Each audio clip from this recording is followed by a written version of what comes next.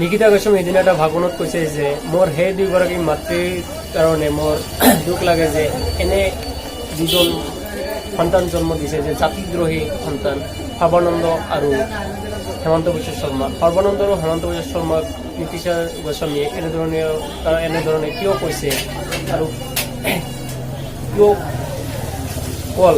কিয়ৰ বাবে কল এইটো ভিডিঅ' যদি আপোনালোকে সম্পূৰ্ণ চাই গম পাই যাব কিয়ৰ বাবে কৈছে, কিয়ৰ কাৰণে কল জাতিদ্ৰোহী বুলি হেমন্ত বিশ্ব শৰ্মা আৰু সৰ্বানন্দ সোণোৱালক। তো আপোনালোকে চাওক, অনুভৱ কৰক আৰু ভাবক কিয় কৈছে, আৰু মোৰ চেনেলটো ছাবস্ক্ৰাইব, লাইক, শ্বেয়াৰ, কমেণ্ট কৰিব। ধন্যবাদ। চাকৰি মই এৰি থৈ আহিলো কাৰণ মোৰ ভাইটিটো গুৰুকে মাৰ খাইছে, খুব গুৰুত্বভাৱে আহত।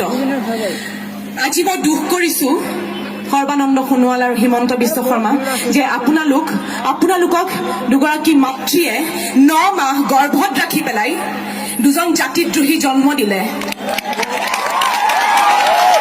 আজি দুখ লাগিছে সেই মাতৃ দুগৰাকীলৈ, যি দুগৰাকী মাতৃয়ে দুটা জাতিদ্ৰোহী জন্ম দি ভাবিছে চাগে, ওপৰত যদি আছে ভাবিছে চাগে যে আমাৰ ল'ৰা দুজনে অসমীয়া আইখন বিক্ৰী কৰি পেলালে।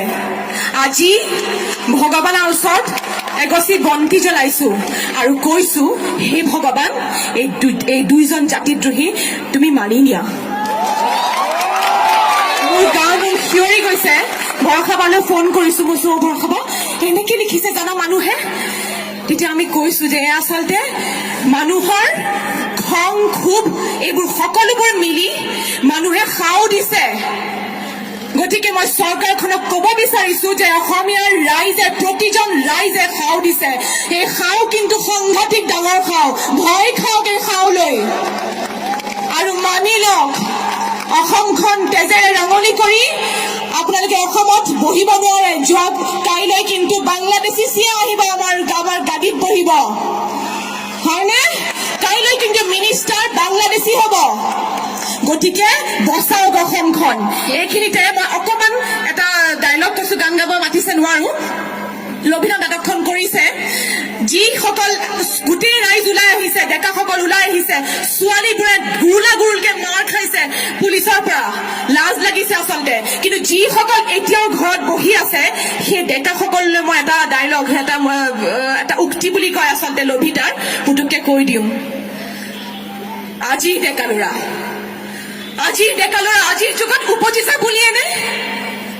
শুনা, যি ডেকাৰ অন্তৰত এতিয়া বিপ্লৱৰ জুই জ্বলা নাই, যাৰ ৰজাৰ অন্যায়, আইনৰ অন্যায়, সমাজৰ অন্যায় বিৰুদ্ধে থিয় হবলৈ মনত বল নাই, বুকুত শক্তি নাই, সি আজিৰ ডেকা হ'ব নোৱাৰে।